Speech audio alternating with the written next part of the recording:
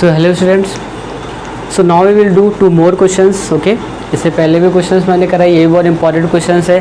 तो variety of questions include कर रहा है कि सब कुछ तरह के क्वेश्चंस, अलग अलग क्वेश्चंस, अलग अलग तरह के क्वेश्चंस प्रैक्टिस कर लोगे और उस तरह के क्वेश्चंस को और लगा लोगे तो बहुत अच्छा रहेगा आपके टेस्ट के लिए. ठीक है, so these are all 2 questions we will discuss. So the first question is how many 3 digits number are divisible by 7. तो पहले वाले क्वेश्चन में कह रहा है कि 3 डिजिट्स के ऐसे कितने नंबर हैं जो कि 7 से डिविजिबल होंगे. बहुत सरल तरह का क्वेश्चन होता है, पर ध्यान से एक बार कंसेप्ट को समझने की ज़रूरत है. तो सबसे पहला क्वेश्चन कह रहा है कि 3 डिजिट के ऐसे कितने नंबर हैं जो कि 7 से डिवाइड हो जाएंगे. तो सबसे पहले तो बात हुई कि 3 डिजिट का सबसे पहला नंबर क्या होता है. तो the first number of 3 digit will be 100, क्योंकि इससे पहले वाला क्या होगा 99 होगा, जो कि हमें नहीं चाहिए. हमें बात ही 3 डिजिट के नंबर्स की करनी है. तो पहला 3 डिजिट का नंबर क्या है 100 एंड सो ऑन. और लास्ट का मेरा आखिरी 3 डिजिट का नंबर क्या है 999. ठीक, तो ये 3 डिजिट का नंबर, क्योंकि इसके बाद वाला क्या है हमारा 1000, जिसकी मुझे बात नहीं करनी क्योंकि ये 4 डिजिट का हो गया, ये 2 डिजिट का हो गया, हमें सिर्फ 3 डिजिट की बात करनी है. तो 3 डिजिट की हमारी रेंज कितनी है. तो यहाँ पे हमारी 3 डिजिट्स की रेंज कितनी है 100 से लेकर 999 तक जो नंबर्स होते हैं वो 3 डिजिट के होते हैं. अब इनमें भी वो नंबर्स, हमें उन नंबर्स को देखना है जो कि 7 से पूरे डिवाइड हो जाए. अगर हम बात करें 100 की, तो 100 7 से पूरा डिवाइड नहीं होता है. ठीक है, अगर आप 100 को डिवाइड कराओगे 7 से तो आपका यहाँ पे 2 रिमाइंडर आने वाला है. ठीक है, 7 1 जा 7, इट मीन्स 30, 7 4 जा 28. तो क्या आ गया, इट मीन्स यहाँ पे 2 और बच गया. तो अगर इसके पास 5 और एक्स्ट्रा होता तो 107 होता है यहाँ पे. अगर यहाँ इसको 105 कर दे, 5 और ऐड कर दे तो 2 वैसे ही बच रहा था, 2 और 5 7 होता. इट मीन्स पहला जो हमारा नंबर होगा वो 105 होगा, क्योंकि अगर यहाँ 105 होता तो यहाँ कितना आता 28 माइनस करते तो यहाँ पे कितना आता 7 आता, तो रिड्यूस हो जाता. इट मीन्स जो पहला मेरा 3 डिजिट का नंबर है जो कि 7 से चला जाएगा वो 100 क्या है 5. ठीक, आगे अब अगर हम बात करें 105 पर नेक्स्ट वाला कौन सा नंबर होगा जो 7 से चला जाएगा. तो उसके बाद कुछ नहीं करना, 7 ऐड करते चले जाओगे तो नंबर्स आते चले जाएंगे. इसमें 7 और ऐड करोगे तो ये 112 हो जाएगा, 7 और ऐड करोगे तो 190, इस तरह से आते रहेंगे. अब लास्ट वाला नंबर निकालने के लिए तो हम ऐसे तो है नहीं कि 7 ऐड करके पहुँचेंगे, बहुत टाइम लग जाएगा. तो लास्ट वाला नंबर निकालने के लिए कैसे निकालेंगे, लास्ट वाला नंबर कैसे निकालेंगे जो कि 7 से चला जाएगा. उसके लिए हम कहाँ जाएंगे 999 के पास जाएंगे और पूछेंगे भाई कि तुम में क्या ऐड या घटा दे कि तुम चले जाओ. ऐड नहीं कर सकते क्योंकि ऐड करेंगे तो 4 डिजिट में जंप हो जाएगा. इट मीन इसमें क्या घटा दें, क्योंकि ये मुझे पता है 999 7 से नहीं जाता है, तो इसमें क्या घटा दे कि 7 से चला जाएगा, चेक कर लेते हैं. तो 7 1 जा 7, इट मीन्स ये 2 and 9, 7 4 जा 28, इट मीन्स 1 और 9 और 7 2 जा 14, तो इट बिकम्स 5. तो ऐसा यहाँ कितना आ गया 5. इट मीन्स यहाँ 5 क्या एक्स्ट्रा, यही 5 अगर यहाँ माइनस कर दें, यही 5 अगर हम यहाँ माइनस कर देंगे तो जो नंबर आएगा वो आएगा 994, जो कि पूरा क्या हो जाएगा डिवाइड, तो फिर यहाँ रिमाइंडर फिर 0 आ जाएगा. अगर यहाँ 5 रिड्यूस कर दो तो अब जब रिमाइंडर आएगा वो 0 आएगा. ठीक है, तो यहाँ पे मेरा फर्स्ट नंबर मुझे पता चल गया और लास्ट नंबर ही पता चल गया जो कि 7 से चला जाएगा 3 डिजिट का नंबर, वो है हमारा 994. अब किसी ने कहा सर आपने लास्ट वाला नंबर क्यों निकाला, अगर हमें पहले के 2-3 नंबर आ गए थे तब भी तो हमें एपी पता चल गई थी. बिल्कुल सही बात है, एपी पता चल गई थी. लेकिन सिर्फ अगर आपको फर्स्ट 2 और 3 नंबर्स पता हैं और आपसे पूछा जाए कि उस एपी में कितने लोग हैं तो आप नहीं बता सकते हो.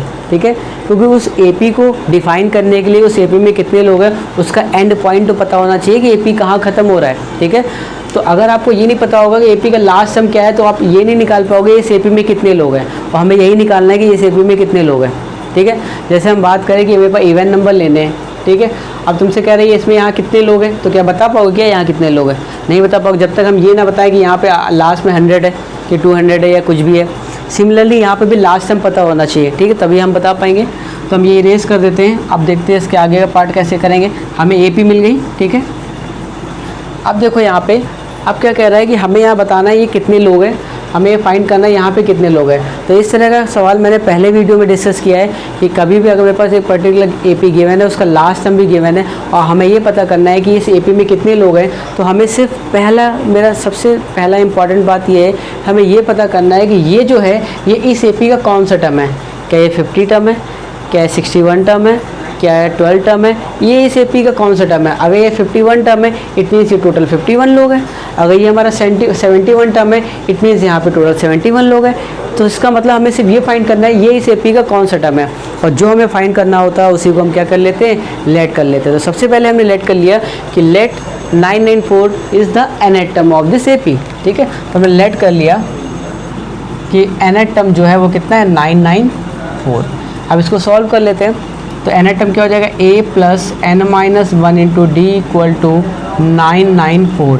a हमारा कितना है 105 प्लस n माइनस 1, n की वैल्यू हमें पता नहीं है, इंटू डी कॉमन डिफरेंस कितना है, तो कॉमन डिफरेंस हमारा 112 माइनस 105 कर लेंगे, t2 माइनस t1, तो 112 minus 105 so it will become 7।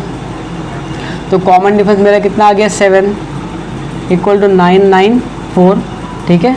अब ये 105 उधर माइनस हो जाएगा तो n minus 1 into 7 equal to 994 minus का 105, ये हमारा आ जाएगा 8 और ये 9 आ जाएगा, ठीक है। तो n minus 1 into 7 equal to this, तो n माइनस 1 इक्वल टू क्या आ जाएगा 889 डिवाइड बाई 7 के अंदर मल्टीप्लाई करके सॉल्व करते तब भी सॉल्व हो जाता है, n की वैल्यू निकल आती, ही रिड्यूस हो जाएगा 7 1 जा 7 1 8, फिर 7 2 जा 14, फिर 7 7 जा 49, तो n minus 1 equal to 127, so n equal to 128। It means इस एपी में टोटल कितने लोग हैं 128 टर्म्स हैं, ठीक।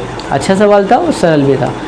अब नेक्स्ट क्वेश्चन में हम लोग मूव ऑन करते हैं। Which term of the sequence this is the first negative term, इस एपी का कौन सा टर्म हमारा फर्स्ट निगेटिव टर्म होगा। सबसे पहले तो इस सवाल को समझने की ज़रूरत है, क्योंकि बहुत सारे लोग पहले पढ़ लेते सवाल, उसको समझते नहीं कि यहाँ पे क्या हो रहा है, तब वहाँ प्रॉब्लम होती है। वरना एपी एक बहुत सरल टॉपिक है, आप अगर धीरे धीरे चीज़ों को समझ के पढ़ते जाओगे तो आपको बहुत सरल लगेगा, ठीक है। तो ये कह रहा है इस एपी का फर्स्ट निगेटिव टर्म क्या है, तो वो कैसे पता चलेगा फर्स्ट निगेटिव टर्म का यहाँ क्या मतलब है। उसके लिए ज़रा आप एपी को ध्यान से देखो। एपी को अगर ध्यान से देखोगे तो यहाँ पे आपको रिकॉग्नाइज कर पाओगे कि 114 हमारा फर्स्ट टर्म है, सेकंड टर्म हमारा 109 है, थर्ड टर्म हमारा 104 एंड सो ऑन। तो अगर ध्यान से देखोगे तो एपी क्या हो रही है, कॉन्टिन्यूसली रिड्यूस कर रही है, डिक्रीज़ कर रही है। तो अगर एपी डिक्रीज़ कर रही है इट मीन्स कहीं ना कहीं फिर मेरा निगेटिव टर्म तो आएगी। अगर आप हर बार उसको छोटा करते चले जाओगे तो इसका मतलब निगेटिव टर्म तो आना ही है। तो अब जो निगेटिव टर्म आएगा हमें यही बताना है यहाँ पे, जो हमारा निगेटिव टर्म आएगा फर्स्ट निगेटिव टर्म जो आएगा वो कौन सा टर्म होगा। इस एपी का क्या 71 वाला टर्म फर्स्ट निगेटिव टर्म है, क्या इस एपी का 21 टर्म फर्स्ट निगेटिव टर्म है, कौन सा टर्म इस एपी का फर्स्ट निगेटिव टर्म है। तो जो हमें निकालना होता है उसको हम लेट कर लेते हैं। तो let nth term of this AP, let nth term will be first negative term, ठीक है। और जो हमें निकालना होता है हम लोग उसी को क्या कर लेते हैं, लेट कर लेते हैं। इसको याद रखना, ठीक। तो nth term will be first negative term. Negative को मैंने शॉर्ट फॉर्म में लिखा है ऐसे, ठीक है। तो अब nth term will be first negative term, इसमें जो nth टर्म है वो क्या है फर्स्ट निगेटिव, इट मीन्स क्या है लेस देन 0, यही तो है। यहाँ पे इस लेस देन साइन बहुत इंपॉर्टेंट है। आप इक्वल टू 0 नहीं लिख सकते हो, क्यों, क्या nth टर्म इसका 0 है, नहीं। अगर वो कहता है nth टर्म 0 तो इक्वल टू 0 लिखते हैं। nth टर्म फर्स्ट निगेटिव है तो क्या इक्वल टू निगेटिव लिखोगे, कांट पॉसिबल। तो हमें क्या करना पड़ेगा, अगर nth टर्म इसका first negative it mean nth term जो है वो लेस देन 0 है, यही लिखने का तरीका है, ऐसे लिख पाओगे, ठीक है। अब nth टर्म की वैल्यू क्या हो जाएगी, a plus n minus 1 into D less than 0। a कितना है हमारा 114 प्लस n तो हमें फाइंड करना है, और d हमारे कितना है माइनस कर लेंगे तो d हमारे कितना आ जाएगा, यहाँ पे जो हमारा d आएगा वो t2 माइनस t1 से आ जाएगा। t2 कितना हमारा 109 माइनस t1 कितना 114। कुछ लोगों को बहुत जल्दी होती है d निकालने की, तो वो हमेशा उनको आदत होती है बड़ा माइनस छोटा, नहीं second term minus first term या fourth term minus third term, t2 minus t1 या t4 माइनस t3, ठीक है। इस तरीके से निकालते हैं। तो ये d हमारे कितना आ रहा है माइनस का 5 लेस देन 0। अब ध्यान से देखोगे तो इस माइनस 5 के अंदर मल्टीप्लाई करा लेते हैं, तो प्लस का n और माइनस का 5 मीन माइनस का 5n, माइनस का 1 इंटू माइनस का 5 प्लस का 5 less than 0। So it will become 119 minus 5n less than 0। अब ये 5n माइनस का ही उधर चला जाएगा तो क्या बन जाएगा 119 प्लस का बन जाएगा। अब कोई कहेगा सर ये बताइए ये तो लेस देन वाले में भी ये उधर चला गया। यस बिल्कुल चला जाएगा, क्यों, लेस देन ग्रेटर देन का साइन बिल्कुल 99% वैसे ही काम करता है जैसे इक्वल टू का साइन करता है। सिर्फ 1% का डिफरेंस होता है, वो कहाँ होता है ये भी देख लो। हालांकि इसका यहाँ यूज़ नहीं हो रहा लेकिन हमें पता होना चाहिए, ठीक है। तो अब डिफरेंस क्या है, जैसे मान लो यहाँ लिखा हुआ माइनस का एक्स इक्वल टू 5। अब अगर यहाँ पूरी इक्वेशन में आप मल्टीप्लाई कराओ, आप अगर मल्टीप्लाई कराओ किसका, माइनस का, तो क्या होगा यहाँ पे, ये प्लस का एक्स हो जाएगा इक्वल टू ये माइनस का 5 हो जाएगा। लेकिन अगर इसी प्लेस पे यहाँ पे लेस देन का साइन होता, अब आप मल्टीप्लाई कराते अगर माइनस का, मल्टीप्लाई बाय माइनस, अब अगर मल्टीप्लाई कराओगे तो क्या होगा यहाँ पे, ये माइनस का तो प्लस का हो जाएगा, लेकिन ये लेस देन वाला ग्रेटर देन बन जाएगा और ये +5 -5 हो जाएगा। तो ये डिफरेंस होता है हमारे इक्वल टू और लेस देन ग्रेटर देन में, कि जब माइनस का मल्टीप्लाई कराते हैं तो इक्वल टू वाले में तो कोई फ़र्क नहीं पड़ता, लेकिन लेस देन वाला अगर होगा तो वो ग्रेटर देन में कन्वर्ट हो जाएगा, और अगर ग्रेटर देन वाला होगा तो वो लेस देन में कन्वर्ट हो जाएगा। ठीक, तो ये हमें पता होना चाहिए। 11th में आइडेंटिटीज़ पढ़ते हो तो वहाँ बहुत यूज़ होता है। ठीक है, अब इसको हम लोग यूज़ कर लेते हैं यहाँ पे।